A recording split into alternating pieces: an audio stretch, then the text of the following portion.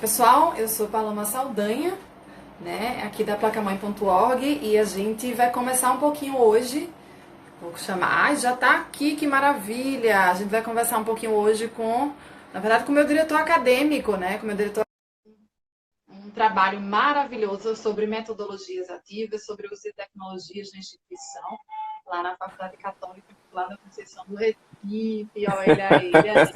Tudo bom, Paloma? Tudo bom, pessoal? Boa noite. Então, o pessoal vai chegando, né? Eu entro assim uns 3 minutinhos antes já para fazer essa chamada, para ficar lá no feed deles, aparecer aquela bolinha, você venham, e a gente tentar engajar o pessoal para vir conversar sobre o que realmente importa, né? E aí, meu É amigo, como é que você verdade. tá nessa quarentena?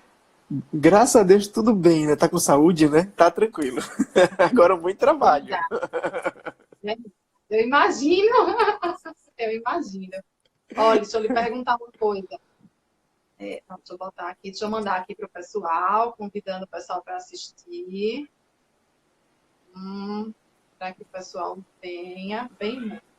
Pronto. O pessoal vai chegando aqui aos pouquinhos. Estou aqui hoje, meu Vamos sim. cenário é o quarto dos meus filhos, né? Para a gente tentar fazer algo mais lúdico. E é isso, né? Hernandes, eu Perfeito, perfeito.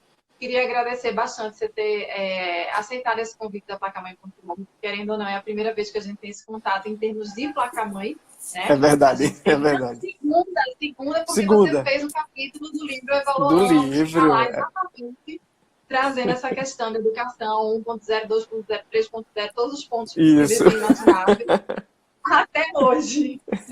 E aí, eu queria que você se apresentasse, que você se colocasse, e que a gente já pudesse conversar sobre essa temática que é tão importante, principalmente em tempos de pandemia, que a gente está em uma loucura de tecnologias e ensino remoto, e todo mundo fica sem saber o que fazer, né? Eu vejo cada vez mais pessoas, tipo, robô falando na É frente do verdade. computador, achando que as pessoas vão conseguir, do outro lado, entender e aprender de alguma forma com isso, né? Mas enfim, vamos tentar perceber como é que a gente pode Vamos. resolver essa situação ou não, né? É verdade. Bem, para mim é um prazer, né? A gente tinha conversado ano passado para fazer uma live sobre o livro, né? E aí a correria foi grande, muita visita de Mac chegando e a gente terminou ficando sem tempo para poder fazer, né? E que bom que a gente está conseguindo fazer agora. Na realidade, para quem não me conhece, né, eu sou Hernandes Rodrigues, eu sou professor universitário. Hoje, assim, tem 3 anos que eu trabalho na parte da direção acadêmica da Faculdade Católica Imaculada Conceição do Recife, né? A missão, quando eu entrei lá, tem sido a que a gente tem trazido até hoje, né? Que era implantar metodologias ativas, né? Eu acho que foi bem interessante o tema da gente hoje por conta disso, porque eu, Exato. quando entrei lá, a primeira missão que eu recebi já foi essa, né? E essa missão que a gente tem tentado desenvolver até hoje e tem conseguido muitos avanços, né? Mas eu acho que a gente falar de metodologia ativa hoje é a gente falar de uma coisa que é muito real, né? E que muita gente às vezes acha que é moda, né? Moda passa, né? E metodologia ativa não passa. Ela é uma possibilidade a mais, né? Então eu acho que a gente começa por esse viés, né? Falando um pouquinho sobre o quanto a gente precisa, eu acho que abrir a mente, né? Abrir o olhar da gente para outras possibilidades, né? E entender como isso vai fazer alguma diferença não só na vida da gente, mas principalmente na vida do estudante, né? Eu penso sempre assim, que se não for para mudar a vida do estudante, não tem para que a gente existir, né? Então, se a gente, professor, existe, a nossa principal missão é mudar a vida do estudante, né? Então, como é que a gente pode fazer isso, Mudar né? para Eu acho, melhor, né? para melhor, preferencialmente, né?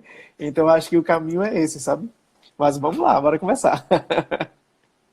Pois então acho que para começar a gente precisa entender que danado é isso. O que é metodologia ativa, pelo amor de Deus? Minha filha, a gente precisa realmente falar um pouquinho sobre o que é isso, que muita gente se confunde por aí, e aí acha que está fazendo e não está, acha que não está e está fazendo, né? Então acho que a gente precisa falar um pouquinho, né? A metodologia ativa em si, esse conceito do que é metodologia ativa, ela não é uma coisa nova, é uma coisa bastante antiga. Ela vem aí desde o construcionismo, né? Então, de quando você aprende fazendo algo, né? Então, é uma visão construtivista, né, do processo. Você vai fazer e aprender a partir disso que você faz, né? Dessa habilidade do fazer algo.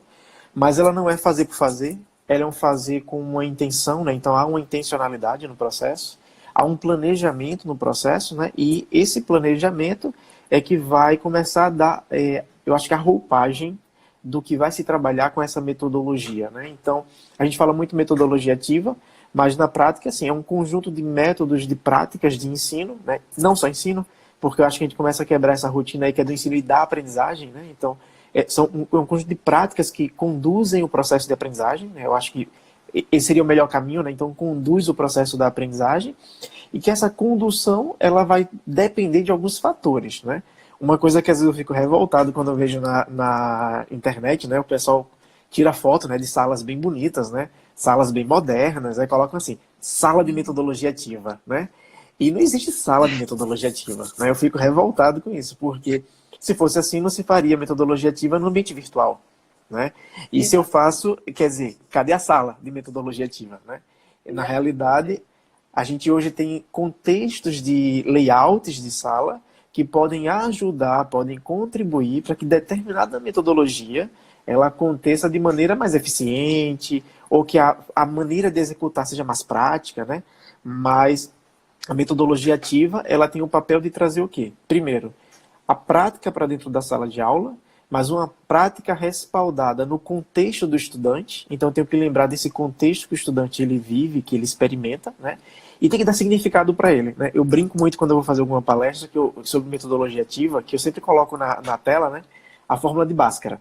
E eu digo assim, para que danado eu usei isso hoje? Eu não sei. Não é que eu não tenha usado, não é que ela não tenha sentido. Tem, senão ela não existiria. Mas a questão é, eu nunca aprendi qual o significado dela para o meu dia a dia. Eu nunca aprendi qual o significado dela para o meu trabalho ou para a minha vida pessoal, né?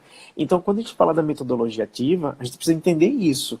O que é que eu estou trazendo hoje que tem significado para o meu estudante no contexto dele, né? Seja no contexto pessoal, no contexto profissional, mas no contexto de vida, né? E quando eu começo a pensar nesse contexto, tem uma palavrinha muito, muito comum hoje que a gente utiliza em vários aspectos, mas que nem sempre é usado por nós professores quando vamos preparar as aulas, que é a empatia. Se eu não começar a fazer uma análise do meu estudante, quem é, o que sente, o que pensa, quais dificuldades ele tem, eu não consigo preparar uma aula para atender a necessidade dele. E se o meu objetivo com a metodologia ativa é atender aquilo que ele precisa, como é que eu posso atender se eu não sei quem ele é? Quem ela é, né? Então eu preciso começar por essa empatia. Eu acho que a chave da metodologia ativa, independente de qual seja, é a gente pensar como a gente vai atender ao que o estudante precisa. Né? Então, qual que é a necessidade desse meu estudante? Né? Eu acho que seria o ponto inicial para a gente começar a conversar. Entendi. Tem uma, Daisy France colocou aqui, e o pensamento lógico matemático?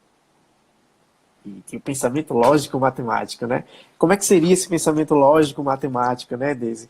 Eu acho que, na realidade, essa questão de você pensar nesse pensamento lógico, matemático, né? Eu acho que tudo é lógico. Eu acho que tudo tem a matemática, tudo que é cálculo, estratégia, a estratégia ela se respalda na matemática. Eu acho que tudo ele pode ser mensurável. A questão é como você trabalha os elementos que vão compor essa mensuração, né? É muito comum dizer assim, mas uma questão subjetiva não dá para você criar critérios de avaliação. Dá sim. A gente tem que começar a pensar qual é a parte lógica desse processo para daí definir esses critérios, né? Então, como é que eu vou avaliar? O que é que aquele estudante precisa desenvolver de habilidade, competência, né? Uma dinâmica de grupo, por exemplo. Eu tenho ali uma dinâmica de grupo acontecendo, no final da história alguém vai apresentar algo. Nessa apresentação, como é que eu vou avaliar a apresentação? É a interação em grupo? É a postura vocal de quem vai falar? De repente, são os elementos que a pessoa trouxe para poder falar? Então, eu tenho tantos elementos que eu posso classificar para poder avaliar, mas eu só consigo fazer isso se eu planejar. Se eu pensar com antecedência. Não adianta na hora eu querer fazer um arranjo para tentar terminar a aula de maneira agradável, bonita com o estudante, se não atingir o processo dele de aprendizagem. Né? Então eu preciso começar a pensar o que é que o meu estudante precisa e aí como é que eu faço para chegar lá. Né? Lá no grupo de pesquisa do doutorado, né, do Edumatec, dentro do grupo de pesquisa do Educat, né, que a professora Dora e o professor Marcos Barros são líderes, né, coordenadores do grupo, a gente discute muito as coreografias de aprendizagem, as coreografias didáticas, né? Então, coreografias de aprendizagem, o que é que eu, estudante, faço para conseguir chegar naquele nível de desenvolvimento? Coreografia didática, o que é que eu, professor, penso e faço para fazer o meu estudante chegar nesse nível de desenvolvimento, né? Então, são situações, são estratégias de ensino e aprendizagem, mas são estratégias que elas precisam ser planejadas com antecedência, né? E isso requer tempo do professor, isso requer dedicação do professor, requer também interesse do professor. Muitos até têm o interesse, mas não sabem por onde começar, não sabem por onde caminhar. Outros querem fazer, mas quando vê o nível de dificuldade que é para começar o processo, às vezes se afasta um pouquinho, corre do volume de trabalho, né? Mas é um volume de trabalho que ele é um volume inicial. Em médio prazo, você já internalizou aquilo já faz parte de você, e você, sem perceber, já faz todo o processo de maneira planejada, meio que no automático, né? Então você liga um automático depois de algum tempo, e você vai somente trazendo novos elementos, né? E claro, retirando aquele elemento que de repente não fez diferença. Certo. Exatamente. Exato. Perfeito. E como é que a gente pode, identificar, Hernandes, quais são dentro da tua experiência, quais seriam aquelas metodologias ativas que são mais utilizadas hoje em dia, e como é que a gente poderia dizer assim, eu quero usar tal metodologia hoje? Como é que o professor consegue escolher, né, definir qual seria a metodologia ativa mais adequada para aquele momento? Como é que tu visualiza isso? Eu penso muito assim, sabe? Pelo menos o que eu tenho pesquisado, eu trabalho com metodologia ativa desde 2014, né? Então, não é, para mim, é uma coisa que já tem pelo menos 6 anos aí de experiência real, né? De uso de metodologia ativa. Ainda que em 2014 eu não usava o nome de metodologia ativa, né? Porque eu ainda não tinha essa visão desse conceito como metodologia ativa, né? Mas desde 2014 que eu já utilizava. E o que é que eu percebo, né? Nesses últimos anos? Que, na prática, não tem metodologia ativa perfeita ou correta para ensinar determinada coisa. O que você tem é a metodologia que vai atender melhor aquele contexto de sala de aula e ao objetivo que você tem de aprendizagem. Então, qual que é o meu objetivo de hoje? Bora pensar assim, eu sou administrador, né? Então, eu trabalho muito com disciplinas na faculdade voltadas para a área da administração. Então, você pensa um pouco do comportamento organizacional. Dentro dela eu tenho aí uma vertente da linha de motivação, né, dos conceitos de motivação que eu preciso fazer o meu estudante aprender. E eu preciso fazer o meu estudante aprender, por exemplo, a teoria da motivação da expectativa, né? Então, como é que a expectativa ela vai provocar uma motivação ou uma desmotivação? E eu tenho que começar a pensar que metodologia eu posso usar para atingir esse nível de desenvolvimento. Se eu quero criar uma expectativa, por que eu não usar, de repente, uma aprendizagem por encantamento? E aí eu começo a criar alguns elementos de curiosidade na sala de aula, que essa curiosidade vai ampliando a expectativa ao ponto dele primeiro experienciar o que é atingir uma meta a partir da expectativa. Depois ele conceitua, né? Então, eu vivi essa experiência, eu fiquei com uma expectativa legal, meu objetivo era esse, eu atingi o objetivo, certo? Quer dizer o quê? Quer dizer que por trás disso tem essa teoria que respalda. Né? Então, eu preciso pensar, de repente, eu trabalhar com aula invertida, né? Uma aula invertida que eu tenho lá no meu ambiente virtual, um material teórico que o estudante vai ler, né? Depois a gente fala sobre isso, mas o estudante vai ler, e depois dessa leitura, ele vem para a sala de aula, para quê? Para praticar aquilo que ele leu, e nessa prática, de repente, ele experiencia o que é essa aprendizagem, essa motivação pela expectativa, né? Que faz parte, por exemplo, da disciplina que o estudante está fazendo, né? Agora, porque eu falei que depois a gente conversa sobre o estudante ler, né? A base da aula invertida, que é uma metodologia que hoje vem ganhando muito espaço, principalmente pela questão híbrida, pela questão de você poder trabalhar no ambiente virtual e no presencial antes da pandemia, né? A base dela é uma leitura prévia do estudante, né? Num curso de pós-graduação, você já tem isso com mais frequência. O estudante primeiro lê para depois ir para a sala de aula. Mas numa graduação e até em outras séries abaixo de uma educação mais básica, por exemplo, isso não é comum ainda, né? Pelo menos para a maioria, né?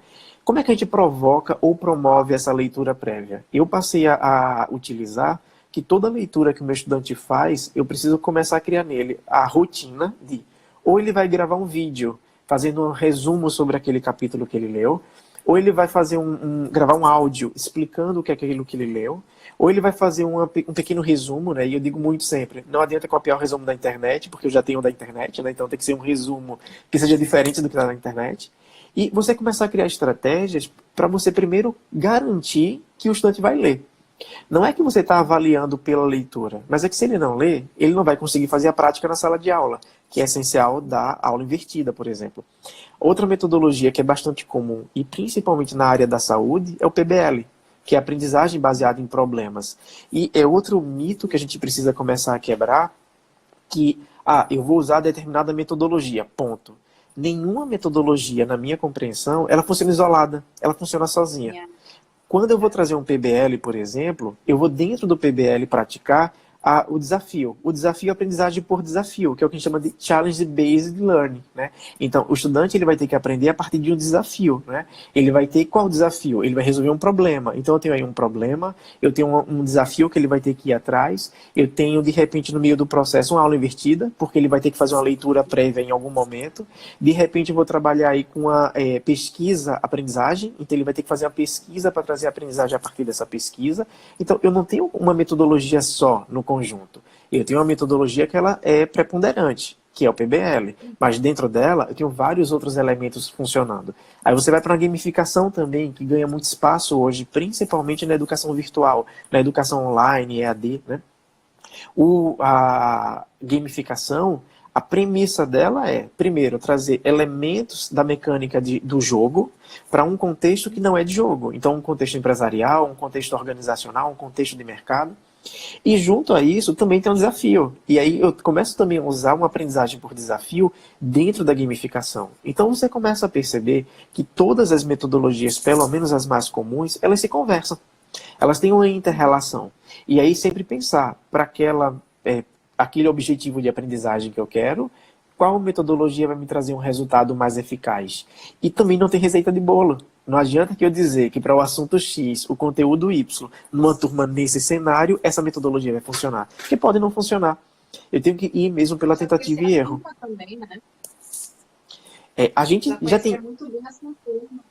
E tem um outro ponto, Paloma, que eu tenho visto muito, inclusive com pesquisa, com artigos já em publicação ou publicados sobre o assunto, que diz muito assim, tem até um artigo meu, acho, de 2017, que fala muito sobre isso, que a gente cria aquela ilusão que todo estudante hoje ele quer aprender por metodologia ativa, e não é verdade.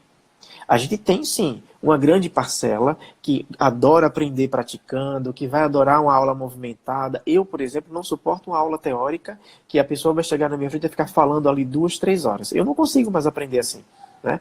Mas eu ainda conheço estudantes que dizem assim, hoje eu quero que o professor chegue na sala, que ele passe 1 hora falando, que ele escreva no quadro para eu anotar.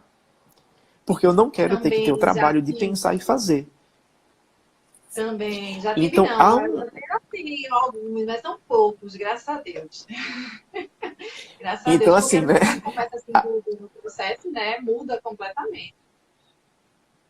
Pois é, né? E aí a gente tem alguns elementos nesse processo, porque tem uma cultura tradicional ainda muito forte. Uma cultura tradicional não só no professor, mas também no estudante e também na instituição, né? Na própria escola, de maneira geral, tem uma cultura muito forte.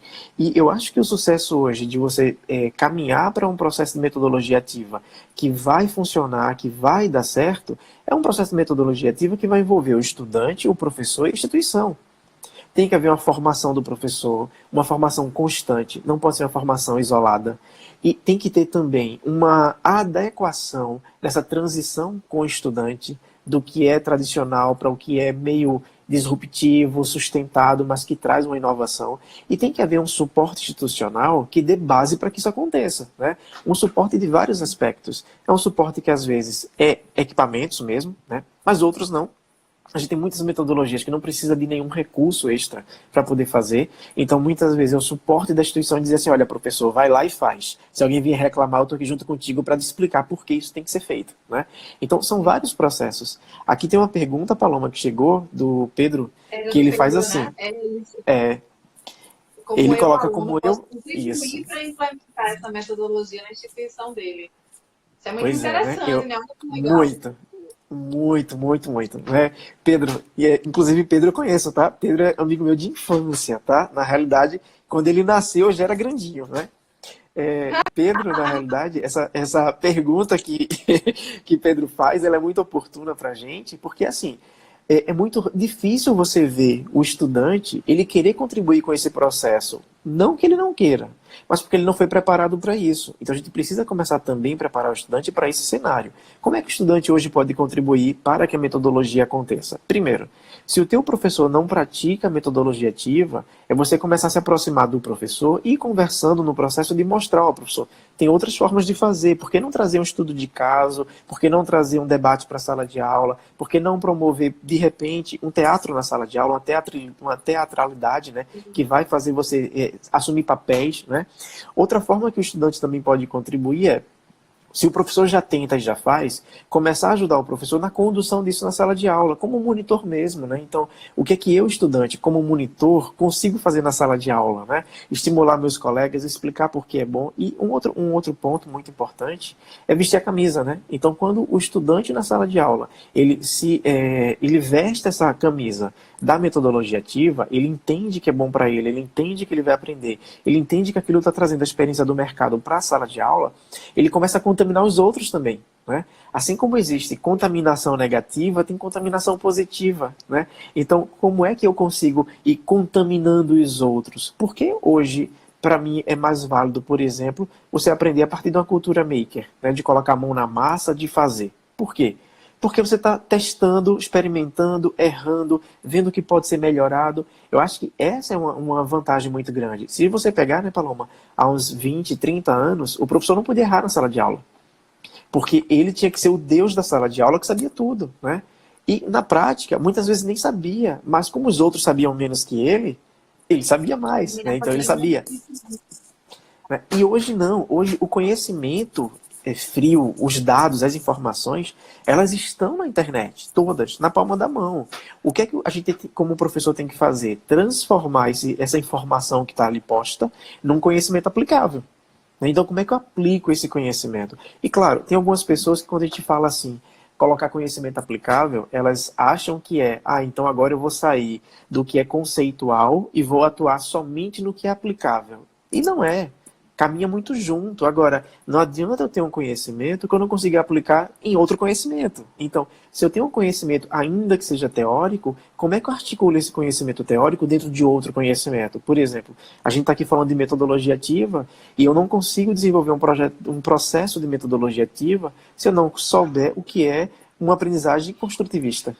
Por que é que ela existe, quando ela começou, de onde ela surgiu. Para o meu estudante, isso vai fazer diferença?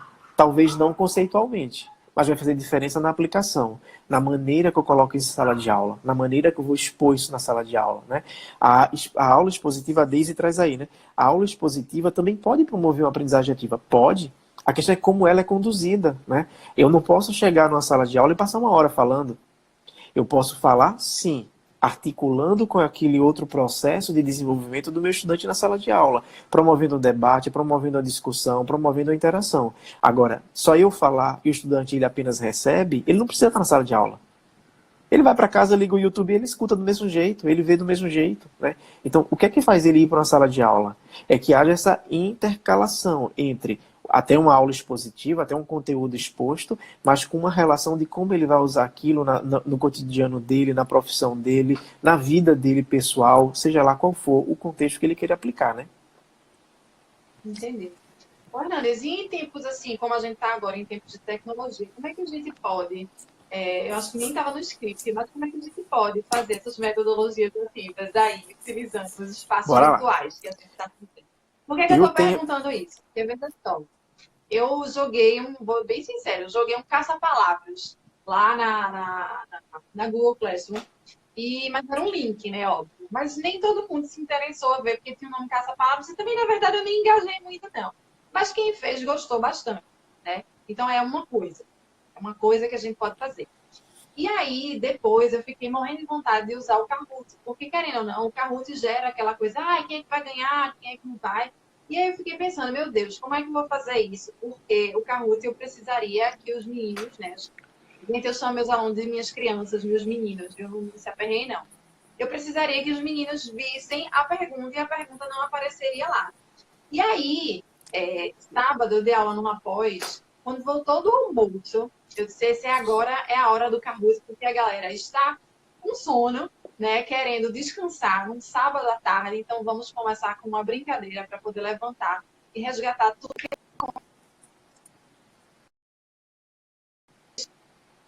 que mostra a tela.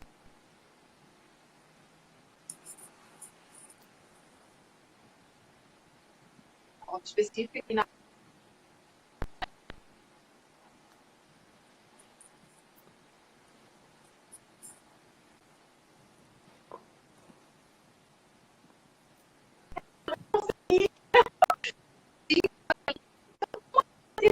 para utilizar não só essa gamificação, mas as outras metodologias ativas que você citou aqui, que você colocou, ou então algumas outras. Como é que a gente faz?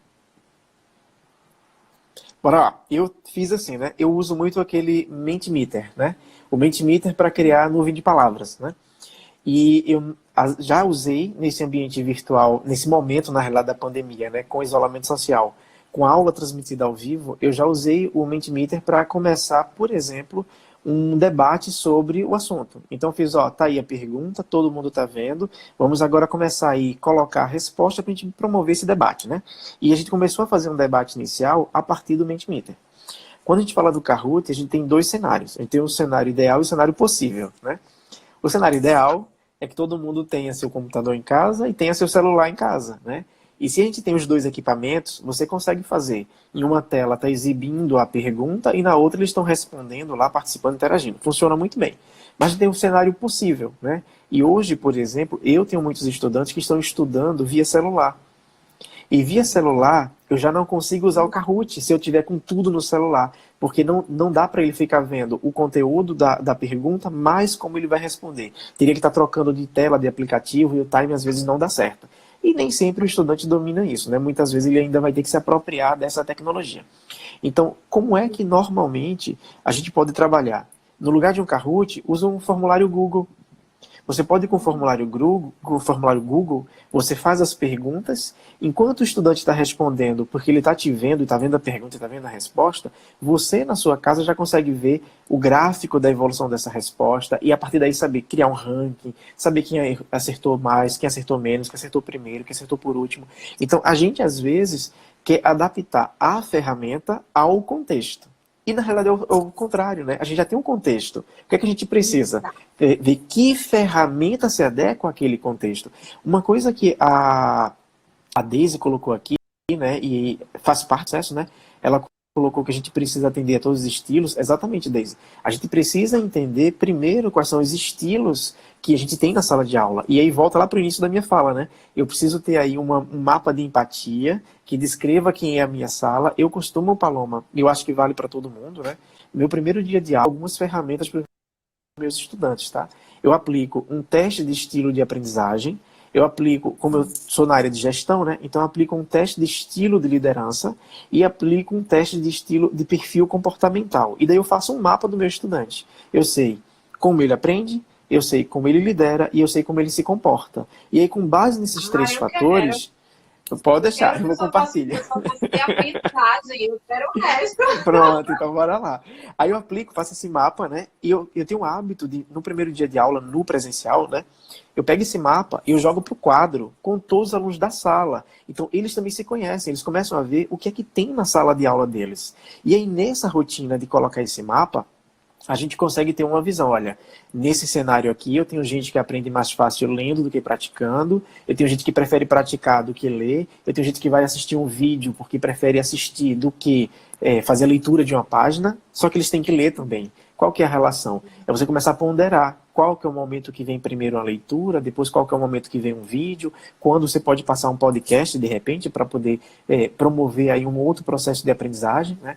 Eu também costumo pedir dos meus estudantes que eles trabalhem muito com educomunicação. Então, usar o processo de fazer filme, de fazer vídeo, de fazer áudio, de fazer fotografias, para representar aquilo que eles estão estudando, né? E aquilo que eles estão aprendendo. E não é fácil, não é uma rotina fácil.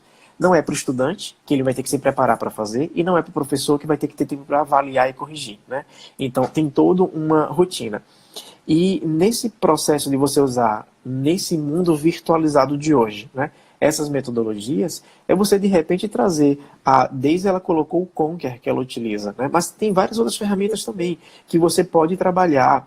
Você pode de repente promover, dependendo a área de atuação, mas utilizar o Scratch para trabalhar a lógica, para trabalhar a programação. Você pode utilizar, de repente, várias outras ferramentas que temos aí gratuitas, por exemplo, o Pixton, para você fazer uma história em quadrinho e representar aquilo que você está aprendendo. Você tem tantas ferramentas que dá para a gente poder utilizar. A questão é que a gente, professor, nem sempre tem o tempo suficiente para se debruçar sobre essas ferramentas, para aprender, se apropriar. O quadrinho? Para ver o quê? O história em quadrinho? Pixton. Pixton. Então, assim, a gente às vezes, né, nem sempre o professor tem essa disponibilidade para aprender isso. E o problema não é só ter a disponibilidade, ele até aprende. Mas na hora que ele vai aplicar na escola, na faculdade, na instituição dele, aí tem que ter o apoio institucional, porque se não tiver, a primeira reclamação que o estudante fizer, ele vai ser chamado a atenção. E aí ele começa a ser chamado a atenção e nunca mais ele faz. E ele começa a desmotivar esse professor, né? Então a gente tem que entender que... Né? Exatamente. Ele passa a ser o errado, né? Eu já vi muito isso. Eu já vi isso em turmas que tinham 5 professores. Um professor usava a metodologia ativa e fazia tudo da maneira que manda o figurino. Os outros 4 não utilizavam e no final da história quem usava era o ruim, né? Então a gente precisa começar também a ter esse suporte para o professor. Se não, o professor ele vai tentar quando consegue. Quando ele não consegue, ele desiste, porque não tem o suporte de quem poderia dar. Seja uma coordenação de curso, seja uma direção de faculdade, seja uma mantenedora, né? Então tem que ter todo um conjunto no processo para proporcionar que o professor consiga isso, sabe? E, assim, eu acho que adianta também a gente pensar assim, eu vou pegar essa ferramenta agora é meu xodó, por exemplo, Kahoot. E aí eu passo a usar o Kahoot em toda a aula. Aí você vai ser rotulado como o professor Kahoot, porque você só usa Kahoot, né? Então, você também tem que aprender a utilizar outras ferramentas para que você não crie um vício e termine virando um padrão, né? Não criar um padrão de uma coisa que é para despadronizar, né? Então, o que é que de fato eu posso fazer hoje para inovar na minha sala, para quebrar aquela rotina, gerar outras expectativas, testar mesmo várias metodologias, né? Você tem aí várias metodologias, você tem metodologia de rotação por estação, por exemplo. Aí pergunta, mas no modo virtual eu consigo rodar por estação? Sim. Eu tenho um capítulo de livro escrito que foi publicado ano passado, eu acho. Se não foi ano passado, foi 2018. Mas a gente fez uma rotação por estação usando o Facebook e usando o Google Classroom. Então a gente tinha 2 plataformas diferentes, em cada uma tinha horários diferentes.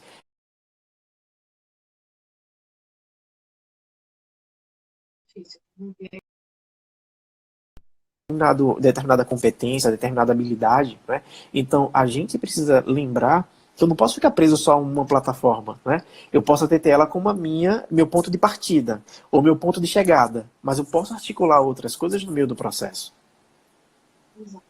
Perfeito. E como é que a gente avalia isso tudo, pelo amor de Deus? Como é que a gente faz para prestar atenção? Porque a gente precisa prestar atenção.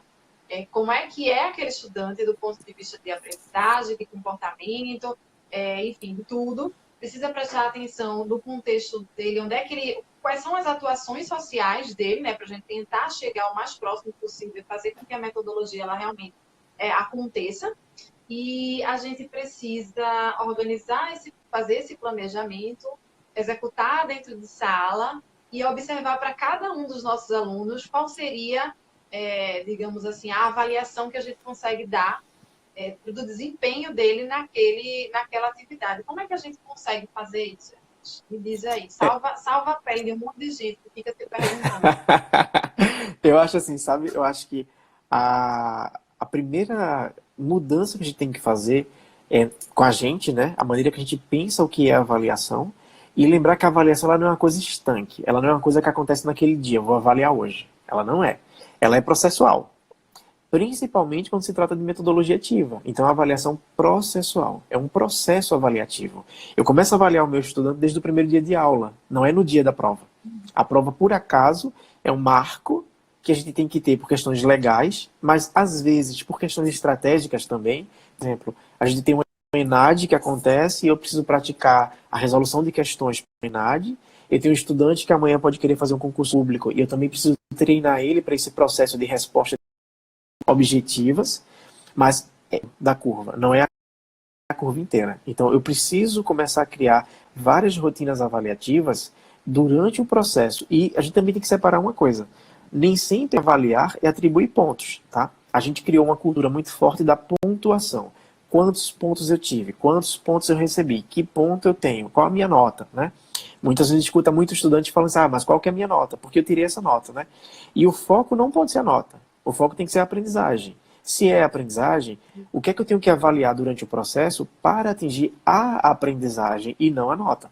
Então, assim, para cada metodologia, né, a gente não tem como descrever aqui a forma de avaliar em cada metodologia, porque cada metodologia, ela demanda uma rotina avaliativa diferente, né? Você vai para uma aula invertida, você vai para um PBL, você vai para um TBL, né? E aí sempre a rotina vai ser diferente. Mas eu preciso começar pensando, qual que é o meu objetivo final? O que é que o meu estudante tem que saber ao final do processo? Esse meu processo é um processo de uma aula, de um mês, ou de um semestre, ou de um ano. Tá ok. Então eu tenho uma disciplina semestral, eu tenho que no final do semestre garantir que minimamente ele aprenda isso, isso, isso e isso. Ótimo. Então eu tenho que começar de trás para frente. Se eu sei que o meu objetivo final é esse, o que caminho eu vou construindo para ir? Construindo, avaliando. Bora fazer uma analogia aí à construção de uma casa, né? Você não vai começar a casa pelo telhado, você vai começar a casa pela base. Mas para começar essa base, você tem que ter uma noção de que desenho você quer da tua casa. Qual que é o layout dessa casa. Então você tem uma noção geral. Ok. Aí você foi ali e cavou a base. Quando você cava a base, você vai começar a medir para saber se a profundidade está adequada, para saber se ela não está troncha, para saber se ela está dentro daquele padrão que é esperado para a construção. Ok, você construiu, você cavou a base e começou a construir o alicerce da casa. Daí você começa a levantar as colunas, as paredes. A cada momento você está medindo, você está avaliando se a largura está adequada, se a altura está adequada, se a resistência está adequada para suportar aquele peso. E você vai, a cada etapa da construção, mensurando. Aqui está ok. E o que é que acontece quando não está? Você não vai deixar de construir a casa. Você vai voltar para aquele ponto que deu falha, para corrigir aquela falha e continuar o processo de construção da casa. A mesma coisa com a aprendizagem. A gente precisa ter o domínio de avaliar diariamente, porque em algum momento você vai ter que saber, opa, aqui esse estudante ou essa estudante não conseguiu evoluir. Qual que é o problema? É um problema de cognição? É um problema de metodologia? É um problema de objetivo? É um problema pessoal? Também tem problema pessoal do estudante que impacta na aprendizagem dele. Então, eu preciso começar a mensurar o que é que impactou ali. Ok, descobri o que impactou. Agora, bora tratar como é que eu lido com esse processo de aprendizagem. Que nova técnica eu tenho que trazer? Que nova metodologia? Que novo recurso? Que complemento a mais eu preciso? Às vezes é complemento a menos também. Porque, de repente, aquele nível de aprendizagem que o estudante tem pode não ser o que eu queria que ele tivesse. Mas para a trajetória dele já é suficiente para ele continuar a caminhada. Né? Então, aí, de repente, lá na frente, ele volta para reforçar aquilo que não ficou tão consolidado nesse momento. Então, tudo isso é maneira de você enxergar diferente. Né? Eu tenho um amigo, professor, né? Se ele estiver assistindo, ele vai saber que é com ele que eu estou falando, mas eu não vou falar o nome dele. Eu tenho um amigo, professor, que ele é engenheiro, né? E o engenheiro, ele é muito objetivo, ele é muito prático, né? Então o engenheiro trabalha muito com números, né? Então, 2 e 2 é 4 e pronto, né? E no final da história, quando ele começou a mergulhar nesse ambiente da metodologia ativa, da aprendizagem ao longo do tempo e da avaliação processual, ele se viu muito em conflito. Como é que eu vou avaliar? Mas não deveria ser desse jeito. E aí você começa a desconstruir. Deveria ser desse jeito num modelo tradicional. Deveria ser desse jeito quando você está somente se preocupando com a nota final do estudante. Passa ou não passa? Agora, como é que foi construído esse processo de aprendizagem? O que é que o estudante de fato aprendeu no caminho que foi importante para chegar até aqui? E eu também já escutei muitas vezes professor avaliando estudante de último período de curso, né? O estudante chegou lá no 8º, no 9º, no 10º, dependendo do curso. E aí o professor disse, mas como é impossível? Esse estudante está no final do curso, desse jeito, e pergunta é sim, mas ele vai refazer todo o curso? Ele não vai refazer todo o curso, ele já está ali no final. Ele vai ter que concluir o curso com o mínimo que ele consegue concluir. Agora, vou passar de todo jeito? Não. Eu tenho que garantir que minimamente ele sabe o que o mercado de trabalho vai pedir dele. Senão ele não vai conseguir evoluir na vida pessoal e na vida profissional. Então a gente precisa começar a pensar que cada estudante é uma sala de aula. Eu não posso pensar na minha sala de aula como um grupo de estudantes. É o contrário.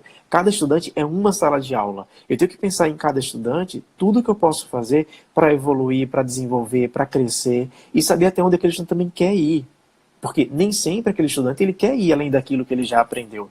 Às vezes, para o que ele deseja, ele já sabe até ali. Por exemplo, na área da administração, a gente tem algumas disciplinas da área financeira.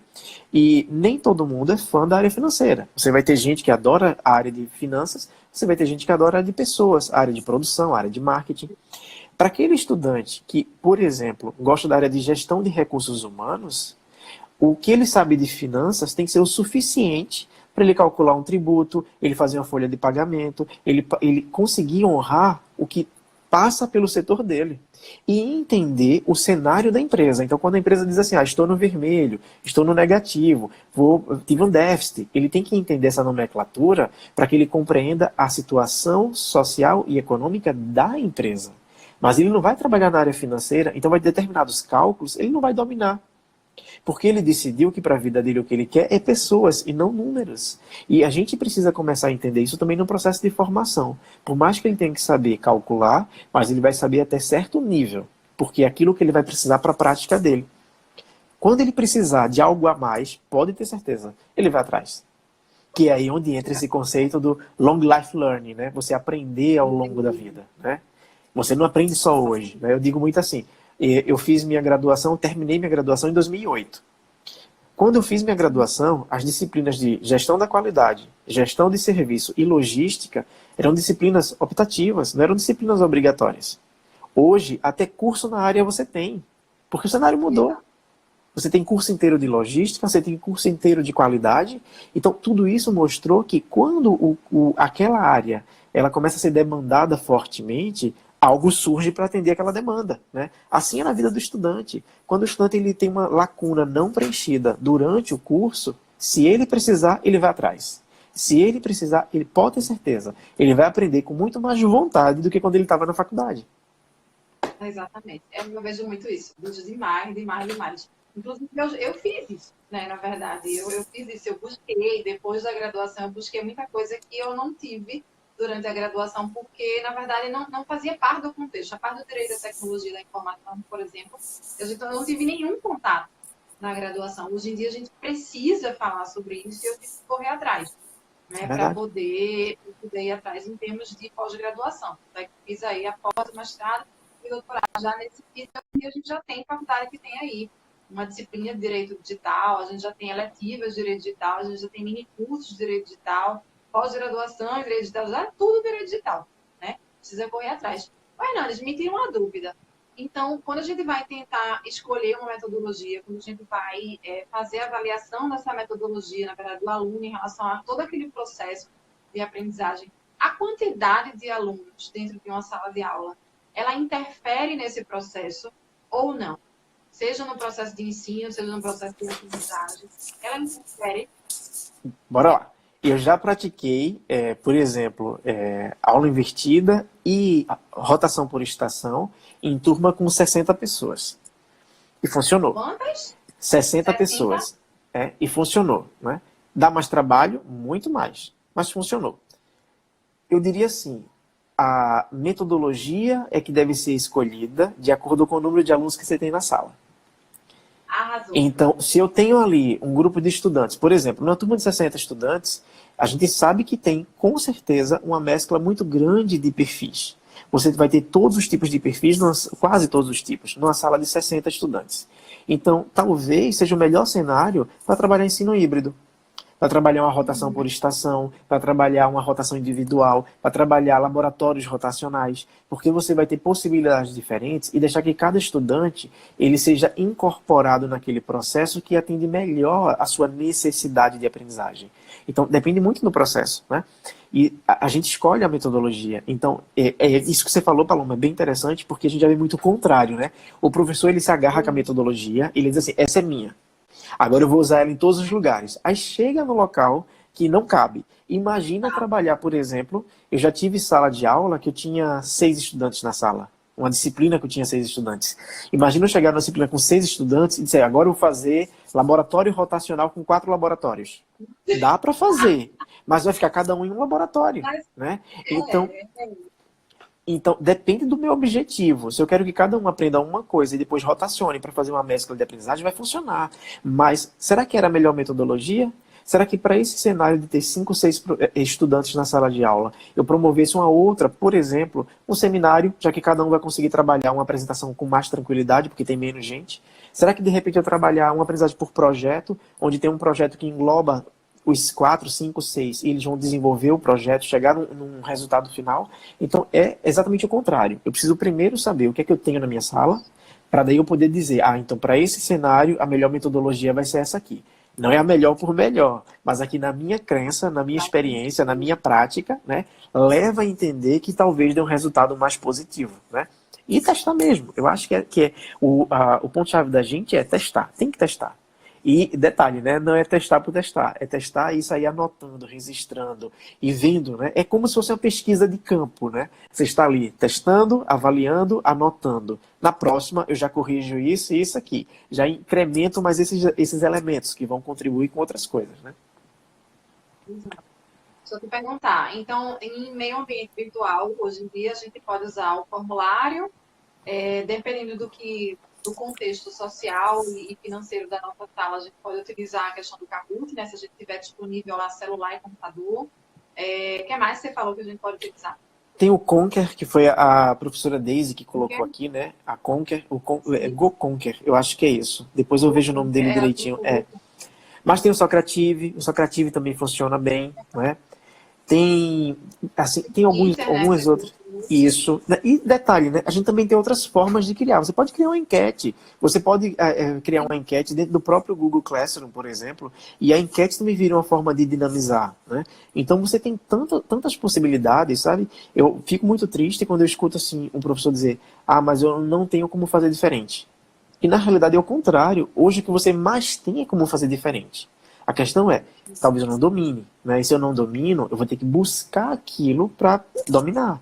O outro lado também é importante. Às vezes, aquele público que vai receber aquela formação não está preparado para isso. E aí, de repente, vai dizer que o professor não quer dar aula e fica só passando filme, né? E esquece que o filme também tem uma função pedagógica no processo.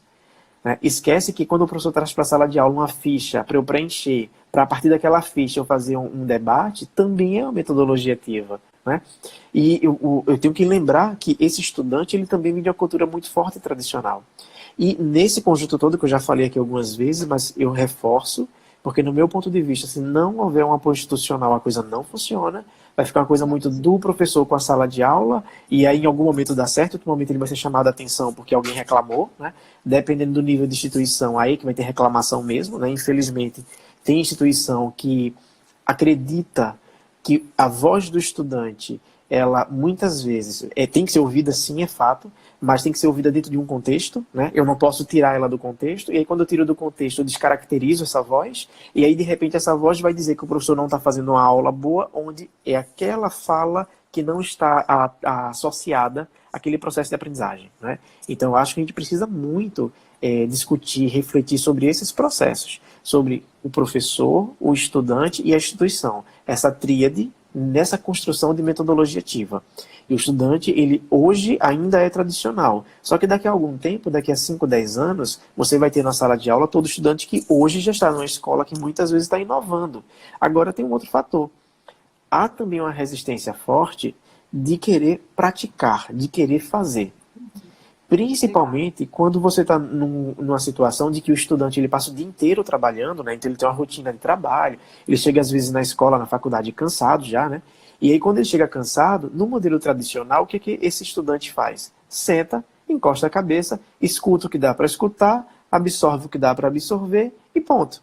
No contexto que não é esse do meramente expositivo, Ele vai ter que se movimentar, ele vai ter que fazer, ele vai ter que praticar. E aí começa a mexer com ele também com a parte orgânica, porque ele está cansado, né? Então como é que eu consigo fazer esse movimento, né? E só vai testando. Você tem que testar, você tem que de fato partir para vou fazer com essa turma, vou fazer na aula de hoje, vou ver como é que vai funcionar. De repente, a gente também vai tão preso para a sala de aula em cumprir a ementa, né? Eu tenho que cumprir a ementa, tenho que cumprir o plano de aula, tenho que cumprir o conteúdo, e esquece que há algo muito superior a isso na sala de aula, que é a aprendizagem do estudante. Então, se o estudante não estiver disponível para aprender, não importa que conteúdo você vai trazer, ele não vai aprender. E esse estar disponível também é espiritual, é mental, é psicológico, é físico, né? Então, eu preciso pensar nesse contexto como um todo. O meu estudante tem que estar bem naquele espaço que ele está. E esse espaço nem sempre é o físico, né? Hoje o espaço é virtual. Então, nesse espaço virtual, eu tenho uma sala que tem aproximadamente 52 estudantes. E já teve o pico de ter 40 conectados no aula ao vivo, né? E dos 40, um ou dois abre o microfone para falar. Por quê? Porque há ainda a resistência da fala no sentido de se o que eu vou falar está correto ou se não está, se eu vou ser bem compreendido ou não, se alguém na sala vai gostar ou não vai gostar, que concepção outra pessoa pode ter. Então tem tantos valores envolvidos no meio, né? E quando eu falo da metodologia ativa, eu tenho que lembrar que esses valores existem. Porque esses valores vão influenciar na prática da metodologia. E também tem aqueles alunos, Ana, isso aí eu digo porque eu presenciei, de que na sala de aula presencial não fala nada, exatamente por essas questões que você já levantou aqui, e aí quando passou para o virtual, né, levando em consideração a pandemia agora, desliga a câmera, desliga o microfone, mas os dedinhos estão ativos de um jeito que você nunca viu na vida. Né? Quem é esta pessoa que está perguntando, né? Meu Deus do céu! Né? Então, a gente discute muito. A gente discute muito, Paloma, nesse sentido, que hoje a distância física aproximou muito mais da fala, né? Você tem hoje muito mais gente participando, interagindo, do que na presencialidade física, né? Então você começa a ter um outro cenário, né? Um cenário onde eu estou à distância, então o que eu falar vai ser lido ou ouvido, o que eu falar eu vou conseguir discutir, eu vou conseguir interagir, o que eu falar alguém vai me responder, talvez não na hora, mas depois, né? O sistema que a gente está trabalhando lá na faculdade, ele tem, né, como regra, eu tenho a transmissão da aula ao vivo, mas depois da aula ao vivo, eu tenho uma sessão de chat com o estudante, né?